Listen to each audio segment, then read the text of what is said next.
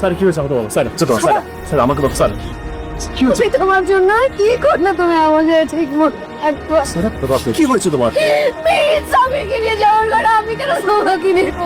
বৌমা কি হয়েছে আমাকে বলবা তো কি বৌমা কি হয়েছে ভাবি তোমার জন্য তুই কেন আমাকে ভালোবাসছো না পাঁচ কি বলবো তুমি তুই বৌমার কষ্ট বুঝোস না কেন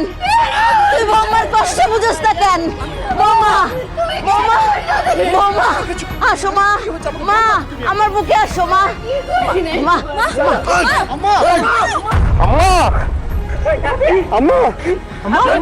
এটা আমাদের গল্প, এই নাটকটা সবাই দেখবেন।